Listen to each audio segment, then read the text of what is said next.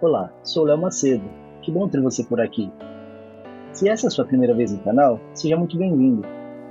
Lembre-se sempre de curtir, comentar e compartilhar para atingir e mudar a vida de mais pessoas. Capítulo 2. Consciência. O caminho para escapar do sofrimento.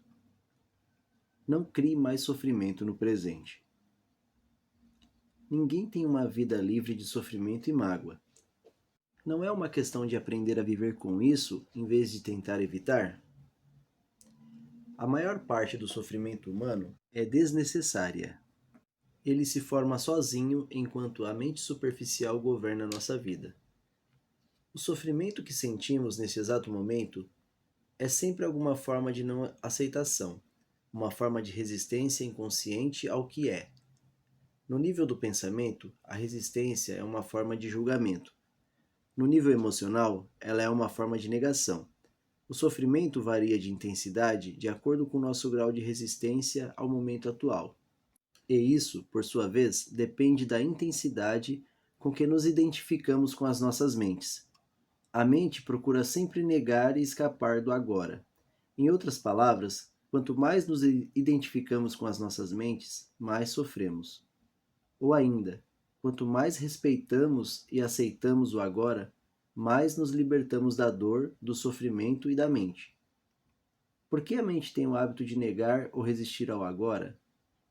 Porque ela não consegue funcionar e permanecer no controle sem que esteja associada ao tempo, tanto passado quanto futuro. E assim, ela vê o atemporal agora como algo ameaçador. Na verdade, o tempo e a mente são inseparáveis. Imagine a Terra sem a vida humana, habitada apenas por plantas e animais. Será que ainda haveria passado e futuro? Será que as perguntas que horas são ou que dia é hoje teriam algum sentido para um carvalho ou uma águia? Acho que eles ficariam intrigados e responderiam: claro que é agora. A hora é agora. O que mais existe? Não há dúvida de que precisamos da mente e do tempo, mas, no momento em que eles assumem o controle das nossas vidas, surgem os problemas, o sofrimento e a mágoa. Para garantir sua permanência no controle, a mente trabalha o tempo todo para esconder o momento presente com o passado e o futuro. Assim, a vitalidade e o infinito potencial criativo do ser, que é inseparável do agora, ficam encobertos pelo tempo e a nossa verdadeira natureza é obscurecida pela mente. Todos nós sofremos ao ignorar ou negar cada momento precioso ou reduzi-lo a um meio para alcançar algo no futuro, algo que só existe em nossas mentes, nunca na realidade. O tempo acumulado na mente humana encerra uma grande quantidade de sofrimento cuja origem está no passado. Se não quer gerar mais sofrimento para você e para os outros, não crie mais tempo, ou pelo menos não mais do que o necessário para lidar com os aspectos práticos da sua vida. Como deixar de criar tempo? Tendo uma profunda consciência de que o momento presente é tudo o que você tem. Faça do agora o foco principal da sua vida. Se antes você se fixava no tempo e fazia rápidas visitas ao agora, inverta essa lógica, fixando-se no agora e fazendo visitas rápidas ao passado e ao futuro quando precisar lidar com os aspectos práticos da sua vida. Diga sempre sim ao momento atual. O que poderia ser mais insensato do que criar uma resistência interior a alguma coisa que já é? O que poderia ser mais insensato do que se opor à própria vida, que é agora e sempre agora? Renda-se ao que é. Diga sim para a vida e veja como, de repente, a vida começa a trabalhar mais a seu favor em vez de contra você. Às vezes, o momento atual é inaceitável, desagradável ou terrível. As coisas são como são. Observe como a mente julga continuamente o comportamento, atribuindo nomes às coisas. Entenda como esse processo cria sofrimento e infelicidade. Ao observarmos o mecanismo da mente, escapamos dos padrões de resistência e podemos não permitir que o momento atual exista. Isso dará a você uma prova do estado de liberdade interior, o estado da verdadeira paz interior. Veja então o que acontece e parta para a ação, caso necessário ou possível. Aceite e depois haja. O que quer que o momento atual contenha, aceite-o como uma escolha sua. Trabalhe sempre com ele, não contra. Torne-o um amigo e aliado, não seu inimigo. Isso transformará toda a sua vida, como por um milagre. Dissolvendo o sofrimento do passado. Enquanto não somos capazes de acessar o poder do agora, vamos acumulando resíduos de sofrimento emocional. Esses resíduos se misturam ao sofrimento do passado e se alojam em nossa mente e em nosso corpo. Isso inclui o sofrimento vivido em nossa infância, causado pela falta de compreensão do mundo em que nascemos. Todo esse sofrimento cria um campo de energia negativa que ocupa a mente e o corpo. Se olharmos para ele como uma entidade invisível, com características próprias, estaremos chegando bem perto da verdade. O sofrimento emocional do corpo apresenta-se sob duas modalidades, inativo e ativo. O sofrimento pode ficar inativo 90% do tempo ou 100% ativado em alguém profundamente infeliz. Algumas pessoas atravessam a vida quase que inteiramente tomadas pelo sofrimento, enquanto outras passam por ele em algumas situações que envolvem relações familiares e amorosas, lesões físicas ou emocionais, perdas do passado, abandono, etc. Qualquer coisa pode ativá-lo, especialmente se encontrar ressonância em um padrão de sofrimento do passado. Quando o sofrimento está pronto para despertar do estágio inativo, até mesmo uma observação inocente feita por um amigo ou um pensamento é capaz de ativá-lo. Alguns sofrimentos são irritantes, mas inofensivos, como é o caso de uma criança que não para de chorar. Outros são monstros destrutivos e mórbidos, verdadeiros demônios. Alguns são fisicamente violentos, outros emocionalmente violentos. Eles podem atacar tanto as pessoas à nossa volta quanto a nós mesmos, seus hospedeiros. Os pensamentos e sentimentos relativos à nossa vida tornam-se, então, profundamente negativos e autodestrutivos. Doenças e acidentes frequentemente acontecem desse modo. Alguns sofrimentos podem até levar uma pessoa ao suicídio. Às vezes, levamos um choque ao descobrir uma faceta detestável em alguém que pensávamos conhecer bem. Entretanto, é mais importante observar essa situação em nós mesmos do que nos outros. Preste atenção a qualquer sinal de infelicidade em você, qualquer que seja a forma, pois talvez seja o despertar do sofrimento. Ele pode se manifestar como uma irritação, um sinal de impaciência, um ar sombrio, um desejo de ferir, sentimentos de raiva, ira, depressão ou uma necessidade de criar algum tipo de problema em seus relacionamentos. Agarre o sinal no momento em que ele despertar de seu estado inativo. O sofrimento deseja sobreviver, mas para isso precisa conseguir que nos identifiquemos inconscientemente com ele. Portanto, quando o sofrimento toma conta de nós, cria uma situação em nossas vidas que reflete a própria frequência de energia da qual ele se alimenta. Sofrimento só se alimenta de sofrimento. Não consegue se alimentar de alegria. Acha-a indigesta. Quando o sofrimento nos domina, faz com que desejamos ter mais sofrimento. Passamos a ser vítimas ou perpetradores. Queremos infligir sofrimento ou senti-lo, ou ambos. Na verdade, não há muita diferença entre os dois. É claro que não temos consciência disso e afirmamos que não queremos sofrer. Mas preste bem atenção e verá que o seu pensamento e o seu comportamento estão programados para continuar com o sofrimento, tanto para você quanto para os outros. Se você estivesse consciente disso, o padrão iria se desfazer, porque desejar mais sofrimento é uma insanidade e ninguém é insano conscientemente.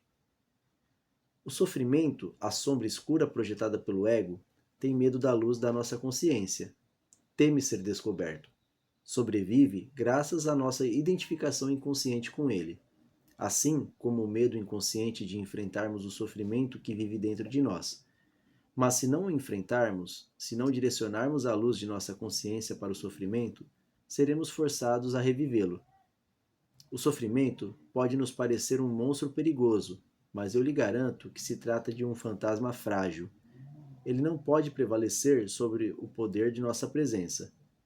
Alguns ensinamentos espirituais dizem que todo sofrimento é, em última análise, uma ilusão e isso é verdade. A questão é se isso é uma verdade para você. Acreditar simplesmente não transforma nada em verdade. Você quer sofrer para o resto da vida e permanecer dizendo que é uma ilusão?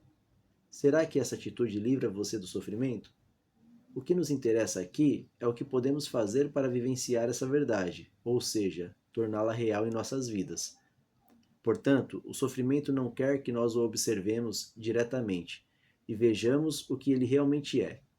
No momento em que observamos, sentimos seu campo energético dentro de nós e desfazemos nossa identificação com ele. Surge uma nova dimensão da consciência.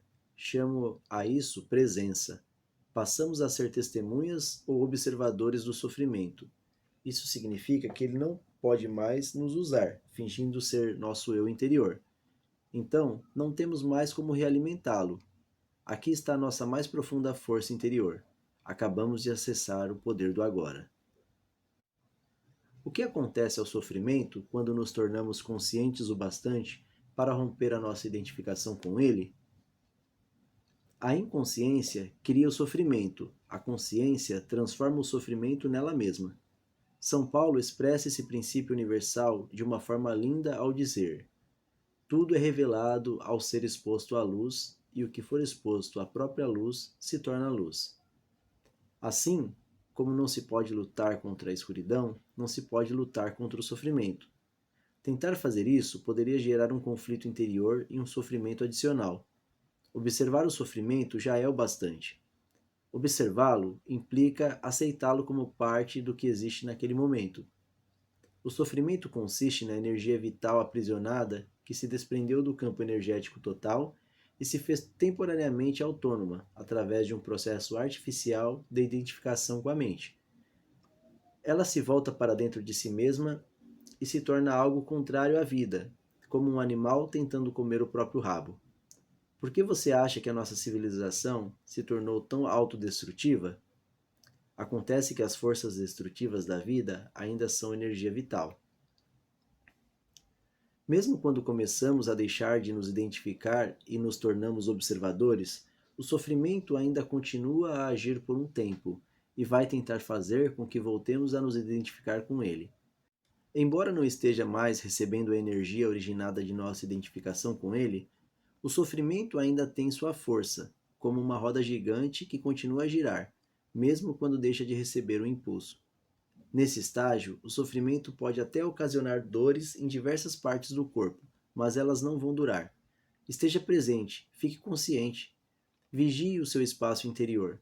Você vai precisar estar presente e alerta para ser capaz de observar o sofrimento de um modo direto e sentir a energia que emana dele. Agindo assim, o sofrimento não terá força para controlar o seu pensamento. No momento em que o seu pensamento se alinha com o campo energético do sofrimento, você está se identificando com ele e, de novo, alimentando-o com seus pensamentos. Por exemplo, se a raiva é a vibração de energia que predomina no sofrimento e você alimenta esse sentimento, insistindo em pensar no que alguém fez para prejudicá-lo ou no que você vai fazer em relação a essa pessoa, é porque você já não está mais consciente e o sofrimento se tornou você. Onde existe raiva, existe sempre um sofrimento oculto. Quando você começa a entrar em um padrão mental negativo e a pensar como a sua vida é horrorosa, isso quer dizer que o pensamento se alinhou com o sofrimento e que você se tornou inconsciente e vulnerável a um ataque de sofrimento. Utilizo a palavra inconsciência no presente contexto para expressar uma identificação com um padrão mental ou emocional. Isso implica a ausência completa do observador. Manter-se em um estado de alerta consciente destrói a ligação entre o sofrimento e o mecanismo do pensamento e aciona o processo de transformação. É como se o sofrimento se tornasse o combustível para a chama da consciência, resultando em um brilho de mais intensidade. Esse é o significado esotérico da antiga arte da alquimia, a transformação do metal não precioso em ouro, do sofrimento em consciência. A separação interior cicatriza e você se torna inteiro outra vez. Cabe a você, então, não criar um sofrimento adicional. Resumindo o processo, concentre a atenção no sentimento dentro de você. Reconheça que é o sofrimento.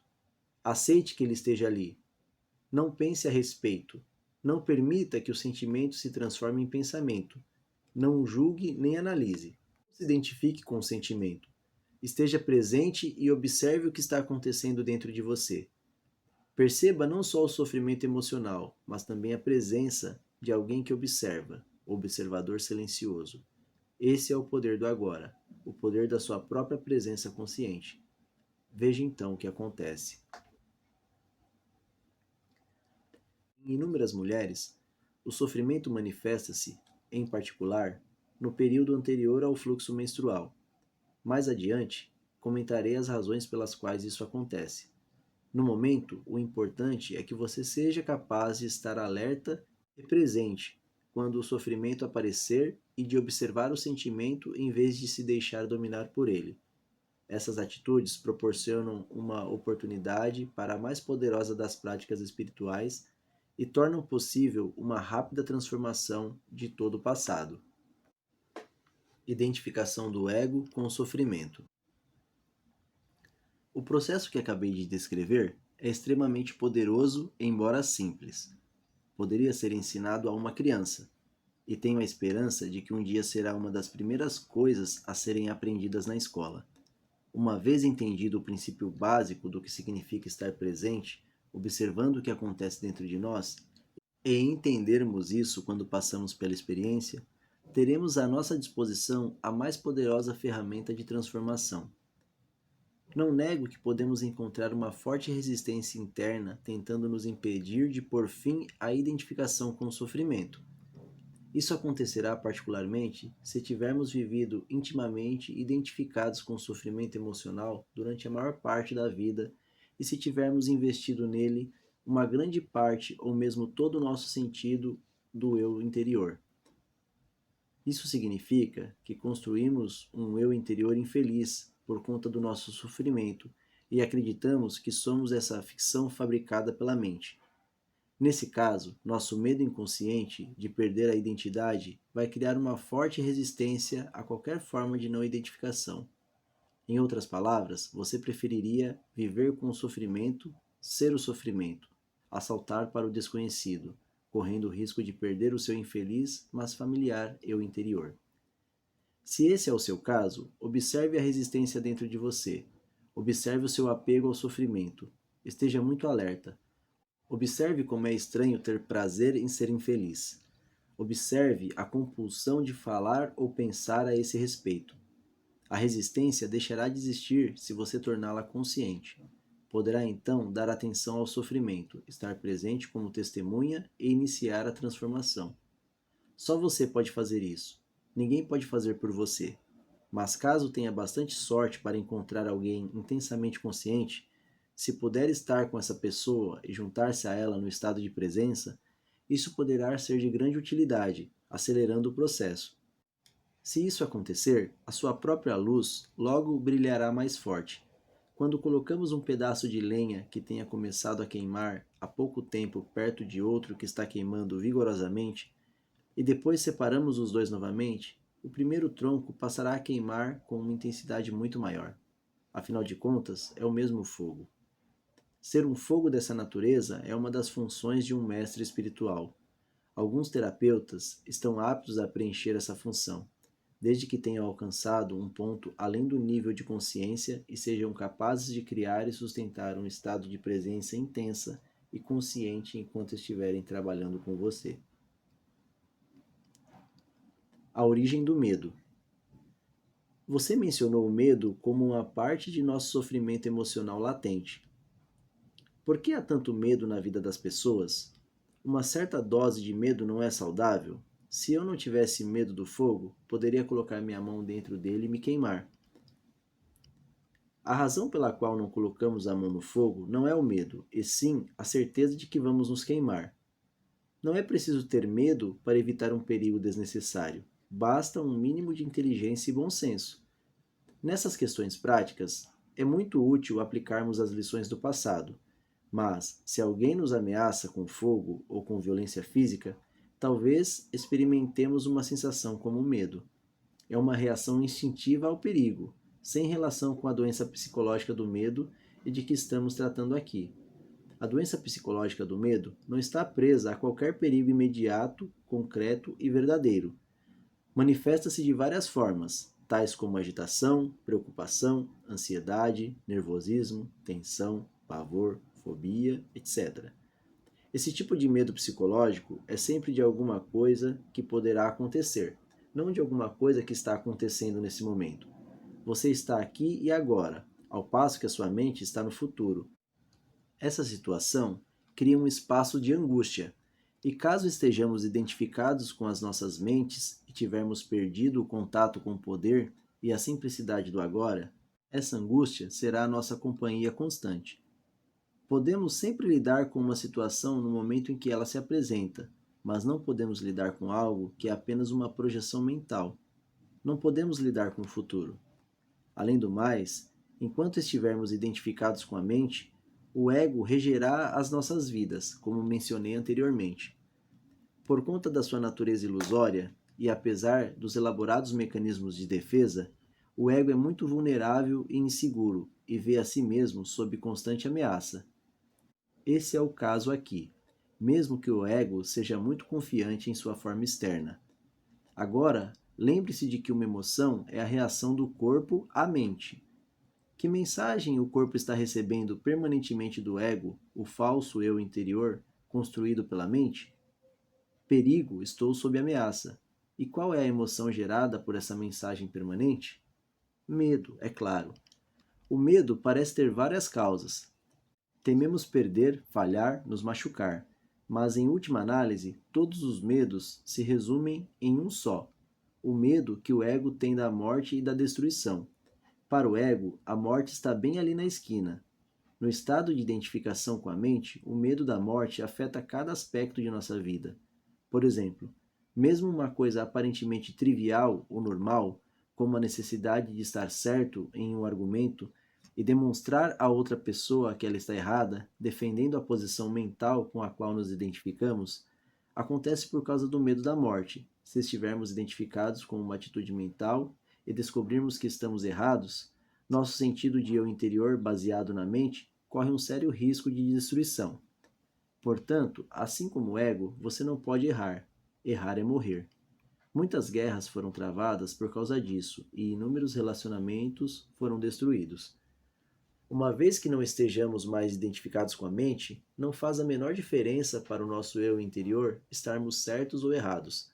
Assim, a necessidade compulsiva e profundamente inconsciente de ter razão sempre, o que é uma forma de violência, vai desaparecer. Você poderá declarar de modo calmo e firme como se sente ou o que pensa a respeito de algum assunto, mas sem agressividade ou qualquer sentido de defesa. O sentido do eu interior passa a se originar de um lugar profundo e verdadeiro dentro de você, não mais da sua mente. Tenha cuidado com qualquer tipo de defesa dentro de você. Está se defendendo de quê? De uma identidade ilusória? De uma imagem em sua mente? De uma entidade fictícia? Ao trazer esse padrão à consciência, ao testemunhá-lo, você deixa de se identificar com ele. Sob a luz da sua consciência, o padrão da inconsciência irá se dissolver rapidamente. Esse é o fim de todos os argumentos e jogos de poder, tão prejudiciais aos relacionamentos. O poder sobre os outros é a fraqueza disfarçada de força. O verdadeiro poder é interior e está à sua disposição agora. O medo será uma companhia constante para qualquer pessoa que esteja identificada com a mente e, portanto, desconectada do seu verdadeiro poder, o eu profundo enraizado no ser. O número de pessoas que conseguiram alcançar o ponto além da mente ainda é extremamente pequeno, o que nos leva a presumir que, virtualmente, todas as pessoas que você encontra ou conhece vivem em um estado permanente de medo. Só o que varia é a intensidade. Ele flutua entre a ansiedade e o pavor numa ponta da escala e um desconfortável, vago e distante sentido de ameaça na outra. Muitas pessoas só tomam consciência disso quando o medo assume uma de suas formas mais agudas. A busca do ego pela plenitude. Um outro aspecto do sofrimento emocional é uma profunda sensação de falta, de incompletude, de não se sentir inteiro. Em algumas pessoas, isso é consciente, em outras não. Quando está consciente, a pessoa tem uma sensação inquietante de que não é respeitada ou boa o bastante. Na forma inconsciente, essa sensação se manifesta indiretamente como um anseio, uma necessidade ou uma carência intensa. Em ambos os casos, as pessoas podem acabar buscando compulsivamente uma forma de gratificar o ego e preencher o buraco que sentem por dentro.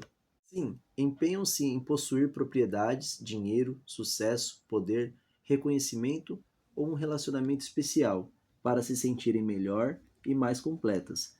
Porém, mesmo quando conseguem todas essas coisas, percebem que o buraco ainda está ali e não tem fundo. As pessoas veem, então, que estão realmente em apuros, porque não podem mais se enganar. Na verdade, elas continuam tentando agir como antes, mas isso se torna cada vez mais difícil. Enquanto o ego dirige a nossa vida, não conseguimos nos sentir à vontade, em paz ou completos, exceto por breves períodos, quando acabamos de ter um desejo satisfeito. O ego precisa de alimento e proteção o tempo todo. Tem necessidade de se identificar com coisas externas, como propriedades, status social, trabalho, educação, aparência física, habilidades especiais, relacionamentos, história pessoal e familiar, ideais políticos e crenças religiosas. Só que nada disso é você. Levou um susto? Ou sentiu um enorme alívio? Mais cedo ou mais tarde, você vai ter que abrir mão de todas essas coisas. Pode ser difícil de acreditar, e eu não estou aqui pedindo a você que acredite que a sua identidade não está em nenhuma dessas coisas. Você vai conhecer por si mesmo a verdade, lá no fim, quando sentir a morte se aproximar. Morte significa um despojar-se de tudo que não é você. O segredo da vida é morrer antes que você morra e descobrir que não existe morte. Capítulo 3. Entrando profundamente no agora. Não busque o seu eu interior dentro da mente. Sinto que ainda tenho muito a aprender sobre a atividade da minha mente, antes de poder chegar a algum lugar próximo da consciência ou iluminação espiritual. Não, não tem. Os problemas da mente não podem ser solucionados no nível da mente. No momento em que compreendemos que não somos a nossa mente, não existe muito mais a aprender ou compreender. O máximo que podemos conseguir ao estudar a mente é nos tornarmos bons psicólogos, mas isso não nos levará para além da mente. Do mesmo modo que estudar a loucura não basta para criar a sanidade. Já entendemos a mecânica básica do estado de inconsciência, ou seja, quando nos identificamos com a mente, geramos um falso eu interior, o ego, que é um substituto do nosso verdadeiro eu interior enraizado no ser. Passamos a ser um ramo cortado da videira, como Jesus pregou. As necessidades do ego são intermináveis. Ele se sente vulnerável e ameaçado e, em consequência, vive em um estado de medo e carência. Quando entendemos esse funcionamento anormal da mente, não precisamos examinar todas as suas numerosas manifestações nem transformá-lo em um problema pessoal complexo. O ego, é claro, adora fazer isso. Está sempre buscando algo em que se apegar para sustentar e fortalecer a ilusão que tem de si mesmo e para juntar aos seus problemas. Essa é a razão pela qual, para muitos de nós, o sentido do eu interior está intimamente ligado aos nossos problemas. Quando isso acontece, a última coisa que desejamos é nos livrar deles, porque isso significaria a perda do eu interior. Por isso, pode existir uma grande parte de investimento inconsciente do ego em mágoa e sofrimento. Portanto, se reconhecermos que a raiz da inconsciência vem de uma identificação com a mente, o que naturalmente inclui as emoções, estaremos dando um passo para nos livrar da mente e nos tornar presentes. Quando estamos presentes, podemos permitir que a mente seja como é, sem nos deixar enredar por ela. A mente em si é uma ferramenta maravilhosa. O mau funcionamento acontece quando buscamos o nosso eu interior dentro dela e a confundimos com quem somos. É nesse momento que a mente se torna egóica e domina toda a nossa vida. O fim da ilusão do tempo. É praticamente impossível deixarmos de nos identificar com a mente. estamos mergulhados nela. Como se ensina um peixe a voar? O segredo está em acabar com a ilusão do tempo. O tempo e a mente são inseparáveis. Tire o tempo da mente e ele para, a menos que você escolha utilizá-lo. Estar identificado com a mente é estar preso ao tempo. É a compulsão para vivermos quase exclusivamente através da memória ou da antecipação. Isso cria uma preocupação infinita com o passado e o futuro, e uma relutância em respirar o momento presente e permitir que ele aconteça. Temos essa compulsão porque o passado nos dá uma identidade e o futuro contém uma promessa de salvação e de realização. Ambos são ilusões. Mas sem o tempo real, qual seria a razão de nossa existência? Não teríamos objetivos a alcançar, nem mesmo saberíamos quem somos. O tempo é algo precioso e acho que precisamos aprender a utilizá-lo com sabedoria em vez de desperdiçá-lo. O tempo não tem nada de precioso, porque é uma ilusão. Aquilo que achamos ser precioso não é o tempo, mas um ponto que está fora dele, o agora. Isso é realmente precioso. Quanto mais nos concentramos no tempo, no passado e no futuro, mais perdemos o agora, a coisa mais importante que existe. Por que o agora é a coisa mais importante que existe? Primeiramente, porque é a única coisa. É tudo o que existe.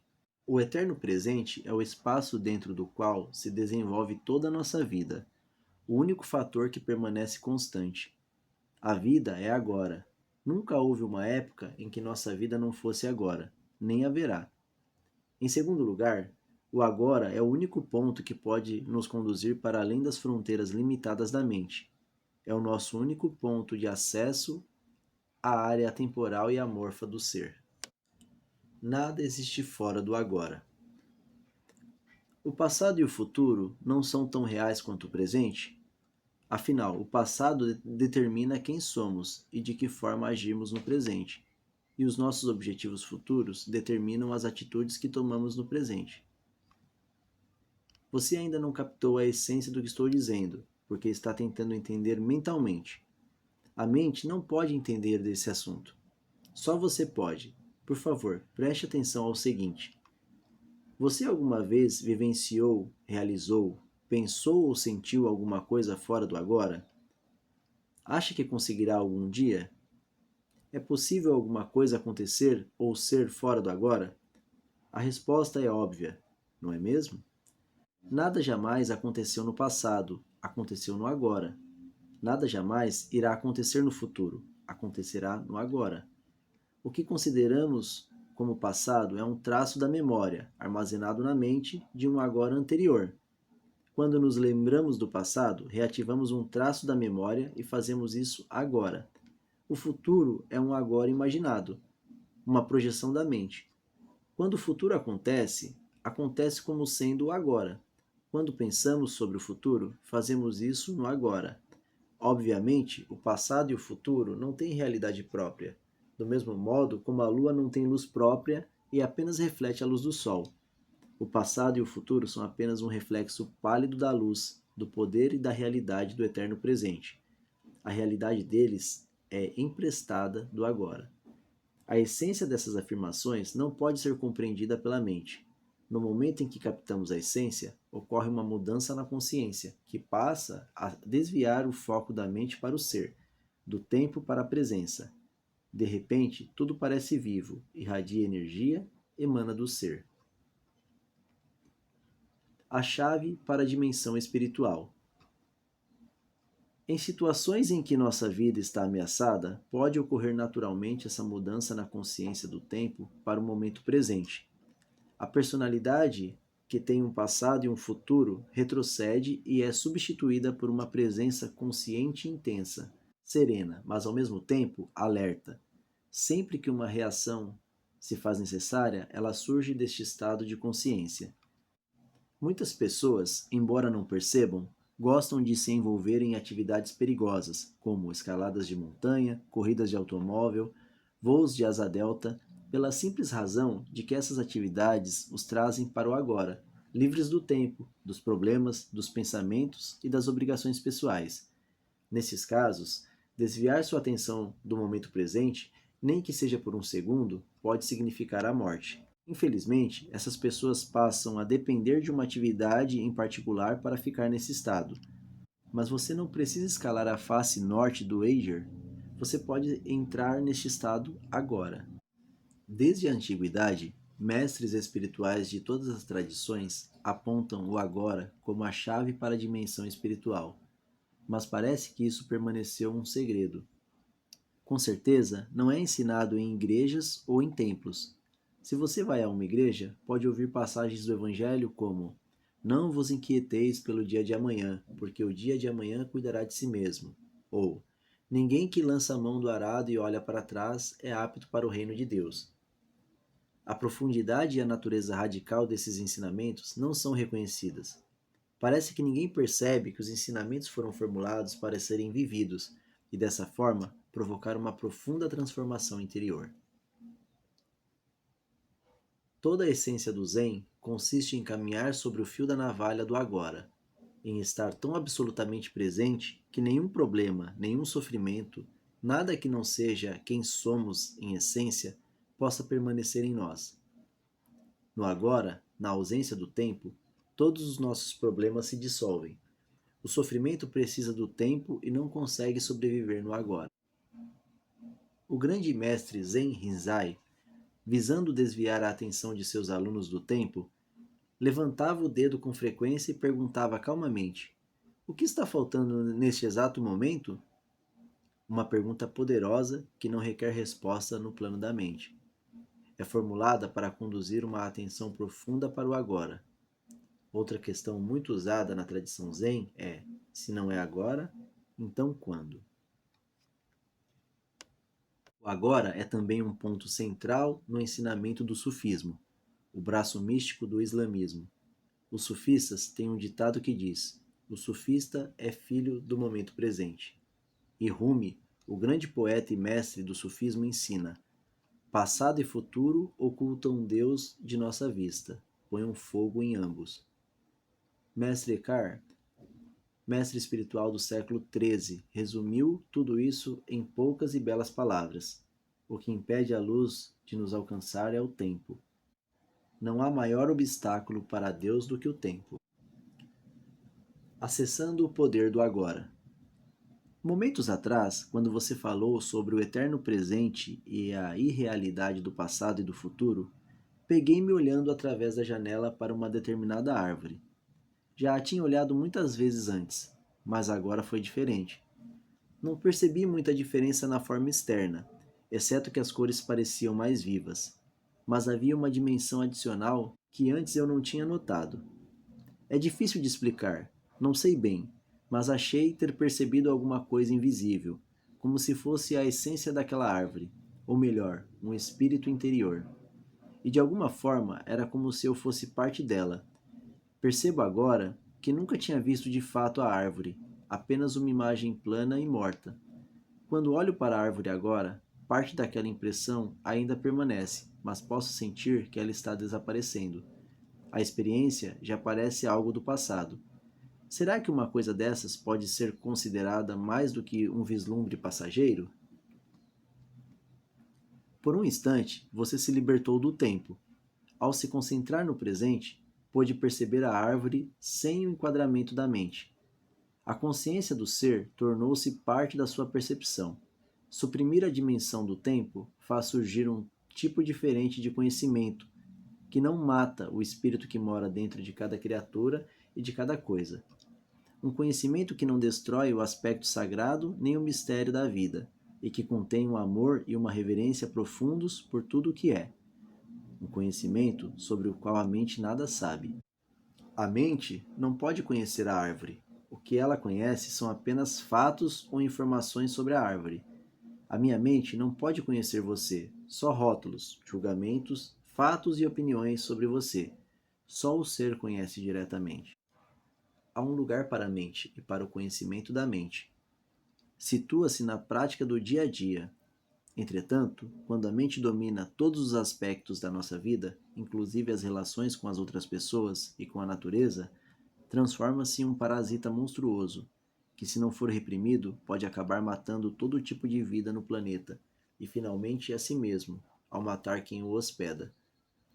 Você teve uma breve visão de como a ausência do tempo pode transformar nossa percepção, mas não basta uma experiência, não importa quão linda ou profunda ela seja. O que é necessário e o que nos interessa é uma mudança definitiva na consciência. Portanto, rompa com o velho padrão de negação e resistência ao momento presente. Torne uma prática desviar a atenção do passado e do futuro. Afaste-se da dimensão do tempo na vida diária tanto quanto possível. Se você achar difícil entrar diretamente no agora, comece observando como a sua mente tende a fugir do agora. Vai notar que geralmente imaginamos o futuro como algo melhor ou pior do que o presente. Imaginar um futuro melhor nos traz a esperança e uma antecipação do prazer. Imaginá-lo pior nos traz ansiedade. Ambos os casos são ilusões. Ao observarmos a nós mesmos, um maior grau de presença surge automaticamente em nossas vidas. No momento em que percebemos que não estamos presentes, estamos presentes. Sempre que somos capazes de observar nossas mentes, deixamos de estar aprisionados. Um outro fator surgiu, algo que não pertence à mente: a presença observadora. Esteja presente como alguém que observa a mente e examine seus pensamentos, suas emoções, assim como suas reações em diferentes circunstâncias. Concentre seu interesse não só nas reações, mas também na situação ou na pessoa que leva você a reagir. Perceba também com que frequência a sua atenção está no passado ou no futuro. Não julgue nem analise o que você observa. Preste atenção ao pensamento, sinta a emoção, observe a reação. Não veja nada como um problema pessoal. Sentirá então algo muito mais poderoso do que todas aquelas outras coisas que você observa. Uma presença serena e observadora por trás do conteúdo da sua mente. O observador silencioso. Uma presença intensa se faz necessária quando certas situações provocam uma reação de grande carga emocional, como, por exemplo, no momento em que acontece uma ameaça à nossa autoimagem, um desafio na vida que nos causa medo, quando as coisas vão mal, ou quando um complexo emocional do passado vem à tona. Nessas situações, tendemos a nos tornar inconscientes. A reação ou a emoção nos domina. Passamos a ser ela. Passamos a agir como ela. Arranjamos uma justificativa. Erramos, agredimos, defendemos. Só que não somos nós, e sim uma reação padronizada à mente em seu modo habitual de sobrevivência. Identificar-se com a mente dá a ela mais energia, enquanto observar a mente retira a sua energia. Identificar-se com a mente gera mais tempo, enquanto observar a mente revela a dimensão do infinito. A energia retirada da mente se transforma em presença.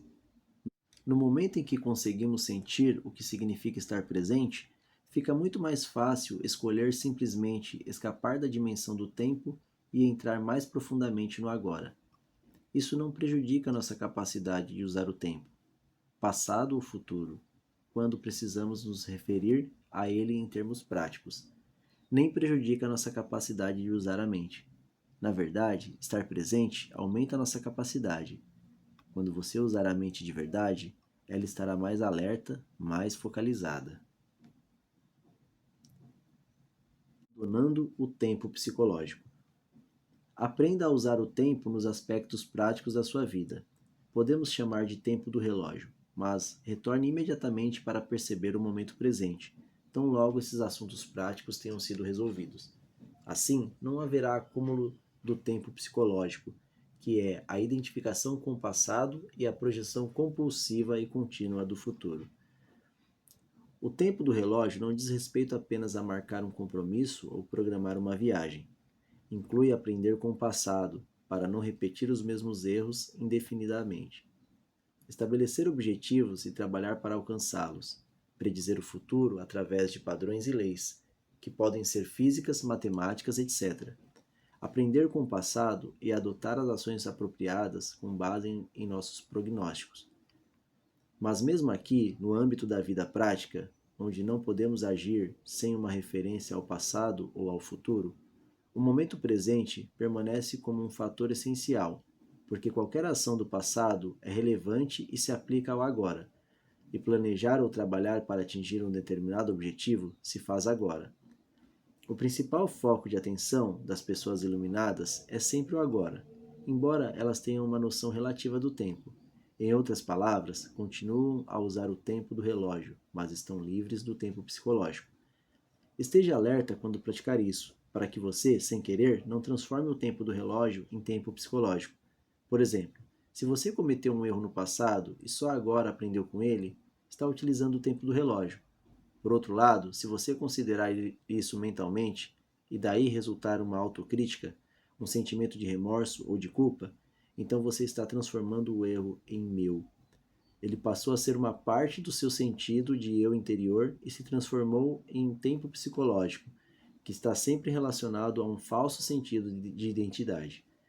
A dificuldade em perdoar envolve necessariamente uma pesada carga de tempo psicológico.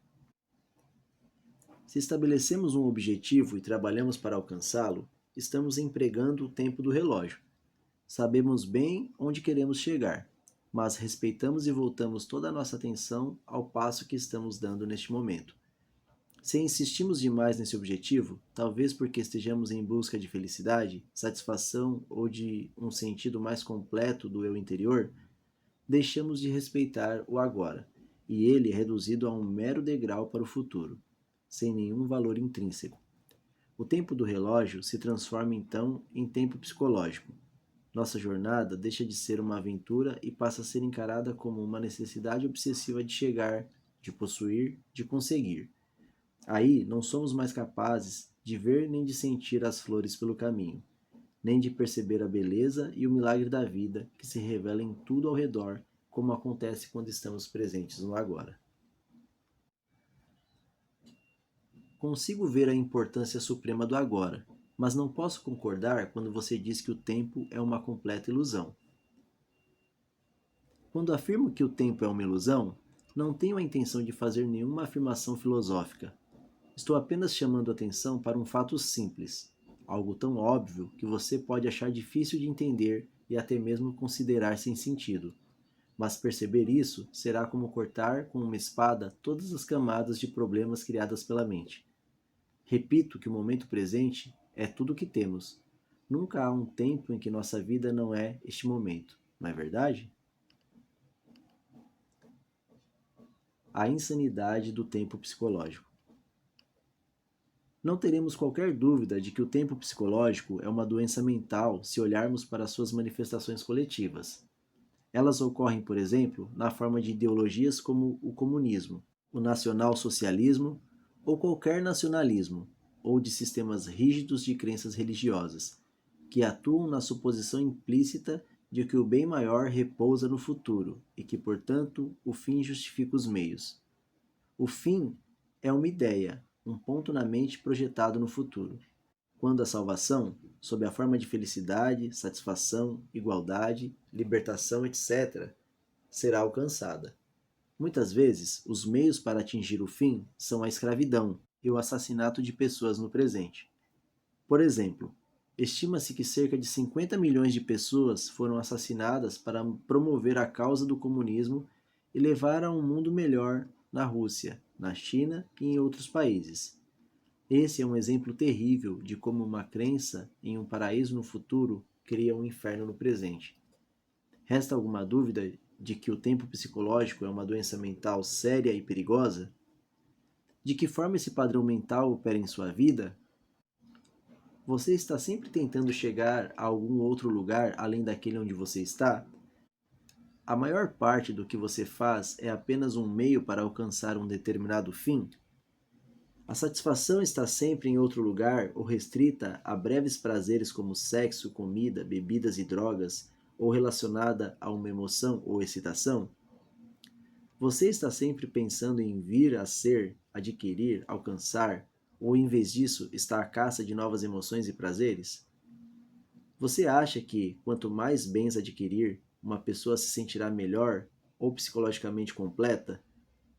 Está à espera de um homem ou de uma mulher que dê um sentido à sua vida? No estado normal de consciência, o poder e o infinito potencial criativo do agora estão completamente encobertos pelo tempo psicológico. Nossa vida perde a vibração, o frescor, o sentido de encantamento. Os velhos padrões de pensamento, emoção, comportamento, reação e desejo são encenados repetidas vezes, como um roteiro dentro de nossa mente que nos dá uma identidade, mas distorce ou encobre a realidade do agora. A mente, então, desenvolve uma obsessão pelo futuro, buscando fugir de um presente insatisfatório. A negatividade e o sofrimento têm raízes no tempo. Mas acreditar que o futuro será melhor do que o presente nem sempre é uma ilusão. O presente pode ser terrível e as coisas podem melhorar no futuro, e muitas vezes melhoram. O futuro, geralmente, é uma réplica do passado. É possível haver mudanças superficiais, mas as transformações reais são raras e dependem da possibilidade de estarmos presentes para dissolver o passado, acessando o poder do agora. O que percebemos como futuro é uma parte intrínseca do nosso estado de consciência do momento. Se a nossa mente carrega um grande fardo do passado, vamos sentir isso. O passado se perpetua pela falta de presença. O que dá forma ao futuro é a qualidade da nossa percepção do momento presente, e o futuro, é claro, só pode ser vivenciado como presente. Podemos ganhar 10 milhões de reais, mas esse tipo de mudança é apenas superficial. Vamos simplesmente continuar a representar os mesmos padrões condicionados em ambientes mais luxuosos. Os seres humanos aprenderam a dividir o átomo. Em vez de matar 10 ou 20 pessoas com um porrete de madeira, uma pessoa agora pode matar 1 milhão delas com um simples toque em um botão. Será que isso é uma mudança real? Se é a qualidade de nossa percepção neste momento que determina o futuro, então o que determina a qualidade de nossa consciência? O nosso grau de presença. Portanto, o único lugar onde pode ocorrer uma mudança verdadeira e onde o passado pode dissolver é no agora. Toda negatividade é causada pelo acúmulo de tempo psicológico e pela negação do presente. O desconforto, a ansiedade, a tensão, o estresse, a preocupação, todas essas formas de medo são causadas por excesso de futuro e pouca presença. A culpa, o arrependimento, o ressentimento, a injustiça, a tristeza, a amargura, todas as formas de incapacidade, de perdão, são causadas por excesso do passado e pouca presença. Muitos acham difícil acreditar na possibilidade de existir um estado de consciência absolutamente livre de toda a negatividade. E até o momento, esse é o estado de liberdade para o qual apontam todos os ensinamentos espirituais. É a promessa da salvação não em um futuro ilusório, mas bem aqui e agora. Talvez seja difícil reconhecer que o tempo é a causa do nosso sofrimento ou de nossos problemas. Acreditamos que eles são causados por situações específicas em nossas vidas, e de um ponto de vista convencional, isso é uma verdade. Mas enquanto não lidarmos com a disfunção básica da mente, o apego ao passado e ao futuro e a negação do presente, os problemas apenas mudam de figura. Se todos os nossos problemas ou causas identificadas de sofrimento ou infelicidade fossem milagrosamente solucionados no dia de hoje, sem que nos tornássemos mais presentes e mais conscientes, logo nos veríamos com outro conjunto de problemas ou causas de sofrimento semelhantes, como uma sombra que nos seguisse aonde quer que fôssemos. Em última análise, o único problema é a própria mente limitada pelo tempo. Não posso acreditar que algum dia venha a alcançar um ponto em que eu esteja completamente livre de problemas. Você tem razão. Você nunca poderá alcançar esse ponto porque você está neste ponto agora. Não há salvação dentro do tempo. Você não pode se libertar no futuro. A presença é a chave para a liberdade. Portanto, você só pode ser livre agora. Descobrindo a vida por baixo da situação de vida. Não vejo como ser livre agora. Estou extremamente infeliz com a minha vida neste momento. Isso é um fato, e eu estaria me iludindo se tentasse me convencer de que tudo está bem, quando não está. Para mim, o presente é triste e nada libertador. O que me faz prosseguir é a esperança de um futuro melhor. Você pensa que a sua atenção está no momento presente, quando na verdade está totalmente envolvida pelo tempo. Você não pode estar infeliz e completamente presente no agora, ao mesmo tempo. Aquilo a que nos referimos como vida deveria ser chamado, mais precisamente, de situação de vida. É o tempo psicológico, passado e futuro.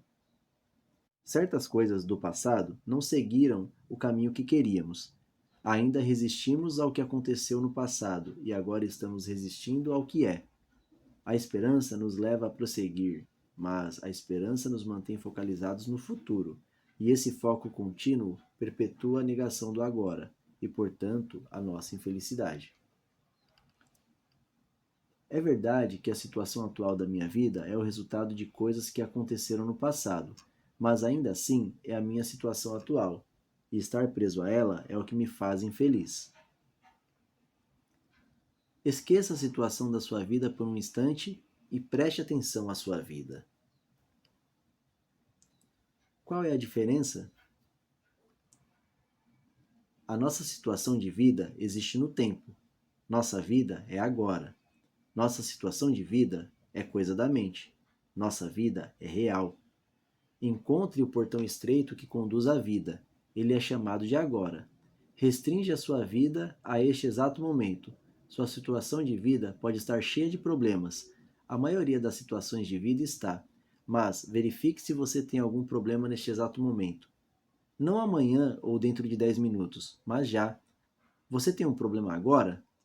Quando estamos cheios de problemas, não há espaço para nada novo entrar, nenhum espaço para uma solução. Sempre que você puder, crie algum espaço de modo a encontrar a vida sob a sua situação de vida. Utilize os seus sentidos plenamente, esteja onde você está, olhe em volta. Apenas olhe, não interprete. Veja as luzes, as formas, as cores, as texturas. Esteja consciente da presença silenciosa de cada objeto. Esteja consciente do espaço que permite cada coisa existir. Ouça os sons, não os julgue. O silêncio por trás dos sons. Toque alguma coisa, qualquer coisa. Sinta e reconheça o ser dentro dela. Observe o ritmo da sua respiração. Sinta o ar fluindo para dentro e para fora. Sinta a energia vital dentro do seu corpo. Permita que as coisas aconteçam no interior e no exterior. Deixe que todas as coisas sejam.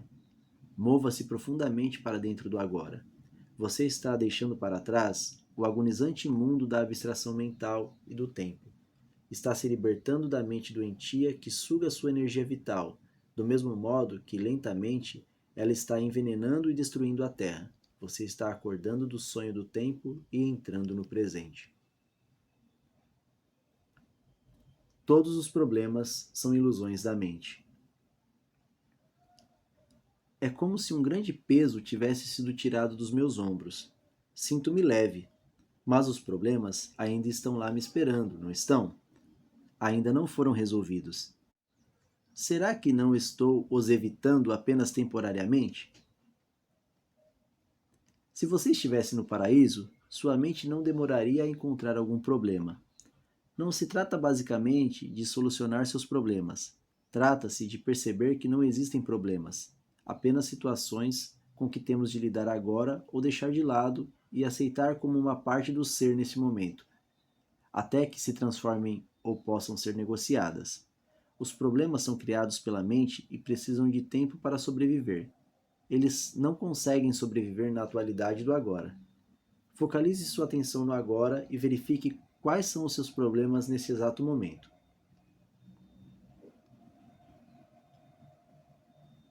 Não estou obtendo uma resposta porque é impossível termos problemas quando toda a nossa atenção está inteira no agora. Pode ser que haja uma ou outra situação que você precise resolver ou aceitar. Por que transformar isso em problema?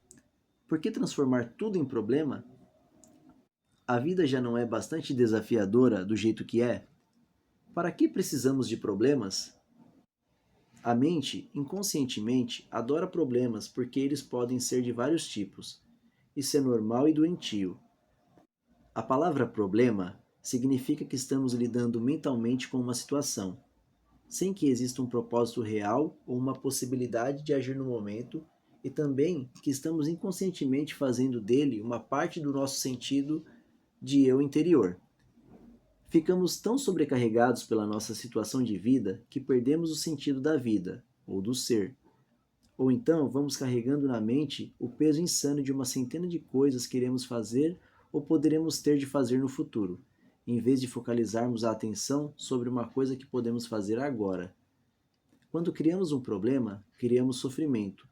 Por isso, é preciso tomar uma decisão simples. Não importa o que aconteça, não vou criar mais sofrimento nem problema para mim. É uma escolha simples, mas radical.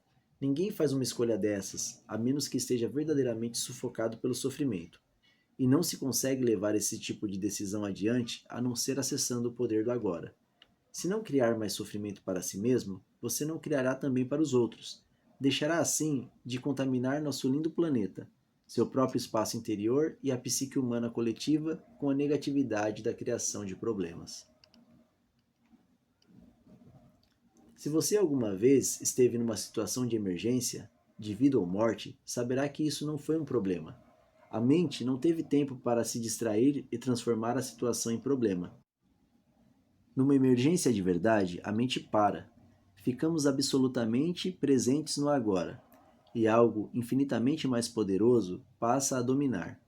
Essa é a razão pela qual existem inúmeros relatos de pessoas comuns que, de uma hora para outra, tornaram-se capazes de façanhas incrivelmente corajosas. Numa situação de emergência, ou você sobrevive ou morre. Em nenhum dos casos existe um problema. Algumas pessoas ficam furiosas quando me ouvem dizer que os problemas são ilusões. É que estou ameaçando afastar delas a imagem de que têm de si próprias. Elas investiram muito tempo num falso sentido de eu interior. Durante muitos anos, definiram inconscientemente suas identidades de acordo com os problemas que tiveram. Quem seriam sem eles? Uma grande porção do que as pessoas dizem, pensam ou fazem é na verdade motivada pelo medo, que está sempre ligado ao foco no futuro e a se estar fora do contato com o agora. Se não existirem problemas no agora, não existirá o medo. Caso apareça uma situação com a qual você precise lidar agora, a sua ação vai ser clara e objetiva, se conseguir perceber o momento presente. Tem muito mais chances de dar certo. Não será uma reação vinda do condicionamento da sua mente no passado, mas sim uma resposta intuitiva à situação. Em situações em que a mente teria reagido, você vai achar mais eficaz não fazer nada. Fique só concentrado no agora. Um salto quântico na evolução da consciência. Tive breves lampejos desse estado de liberdade da mente e do tempo que você descreveu, mas o passado e o futuro são tão fortes que não consigo mantê-los afastados por muito tempo. O modelo da consciência condicionada pelo tempo está profundamente enraizado na psique humana. Mas o que estamos fazendo aqui é parte de uma profunda mudança que está se formando na consciência coletiva do planeta e ainda mais, o despertar da consciência dissociada do sonho da matéria, da forma e da separação. O fim do tempo. Estamos rompendo com padrões mentais que dominaram a vida humana por eras. Padrões mentais que criaram um sofrimento inimaginável, em larga escala. Não estou empregando a palavra demônio. É mais útil chamar de inconsciência ou insanidade. Essa ruptura com o antigo modelo de consciência, ou melhor, inconsciência, é algo que temos de fazer ou vai acontecer de qualquer maneira? Em outras palavras, essa mudança é inevitável? É uma questão de perspectiva. O fazer e o acontecer são, na verdade, um processo único. Como somos únicos e formamos um todo com a consciência, não podemos separar os dois. Mas não há uma garantia absoluta de que os seres humanos vão conseguir. O processo não é inevitável nem automático. Nossa cooperação é uma parte essencial do processo.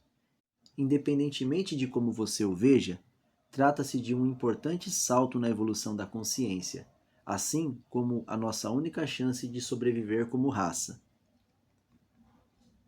A alegria do ser. Para demonstrar como você se deixou dominar pelo tempo psicológico, experimente usar o critério de se perguntar se existe alegria, naturalidade e leveza no que você está fazendo. Se não existir, é porque o tempo está encobrindo o momento presente e a vida está sendo percebida como um encargo ou uma luta. A ausência de alegria, naturalidade ou leveza no que estamos fazendo não significa necessariamente que precisemos mudar o que estamos fazendo. Talvez baste mudarmos o como. Como é sempre mais importante do que o que. Verifique se você pode dar muito mais atenção ao fazer do que ao resultado desejado através do fazer. Dê toda a sua atenção ao que quer que o momento apresente. Isso implica que você aceitou totalmente o que é, porque não se pode dar atenção completa a alguma coisa e ao mesmo tempo resistir a ela. Ao respeitarmos o momento presente, toda a luta e a infelicidade se dissolvem e a vida começa a fluir, com alegria e naturalidade. Ao agirmos com a consciência do momento presente, tudo o que fizermos virá com um sentido de qualidade, cuidado e amor, mesmo a mais simples ação. Portanto, não se preocupe com o resultado de sua ação. Basta dar atenção à ação em si. O resultado surgirá espontaneamente. Essa é uma valiosa prática espiritual. No Bhagavad Gita, um dos mais antigos e mais belos ensinamentos espirituais que existem, o desapego ao resultado da ação é chamado Karma Yoga. É descrito como o caminho da ação santificada. Ao fim dessa luta compulsiva contra o agora, a alegria do ser passa a fluir em tudo que fazemos. No momento em que a nossa atenção se volta para o agora, percebemos uma presença, uma serenidade, uma paz. Não dependemos mais do futuro para obtermos plenitude e satisfação. Não o olhamos mais como salvação. Consequentemente, não estamos mais presos aos resultados. Nem o fracasso nem o sucesso têm o poder de alterar o estado interior do ser. Você acabou de encontrar a vida sob a situação da vida. Na ausência de tempo psicológico, o nosso sentido do eu interior provém do ser, não do nosso passado pessoal. Assim, desaparece a necessidade psicológica de nos tornarmos uma outra pessoa diferente de quem já somos. No mundo, levando em conta a situação de vida, podemos nos tornar ricos, conhecidos, bem-sucedidos, livres disso ou daquilo, mas na dimensão mais profunda do ser, estamos completos e inteiros agora. Nesse estado de plenitude, ainda teríamos capacidade ou vontade de alcançar os objetivos externos? Claro que sim, mas sem a expectativa ilusória de que uma coisa ou alguém no futuro irá nos salvar ou nos fazer felizes. No que diz respeito à situação de vida, podem existir coisas a serem alcançadas ou adquiridas. Vivemos no mundo da forma, dos lucros e perdas, mas, em um nível mais profundo, já estamos completos, e quando percebemos isso, tudo o que fizermos será impulsionado por uma energia alegre e jovial. Estando livre do tempo psicológico, não perseguimos mais os objetivos com uma determinação implacável, movida pelo medo, pela raiva, pelo descontentamento ou pela necessidade de nos tornarmos alguém. Permanecemos imóveis com medo de falhar. Quando o nosso sentido profundo do eu interior é derivado do ser, quando nos livramos do tornar-se como uma necessidade psicológica, nem a nossa felicidade, nem o nosso sentido do eu interior dependem do resultado, e assim nos libertamos do medo. Não buscamos permanência onde ela não pode ser encontrada, ou seja, no mundo da forma, dos lucros e perdas, do nascimento e da morte. Nem esperamos que situações, condições, lugares ou pessoas nos tragam felicidade, só para depois nos causarem sofrimento, quando nossas expectativas não forem atendidas. Tudo inspira respeito, mas nada importa. As formas nascem e morrem, ainda que estejamos conscientes de uma eternidade subjacente às formas. Sabemos que nada de verdade pode ser ameaçado. Quando esse é o seu estado de ser, como é possível não alcançar o sucesso? Você já o alcançou.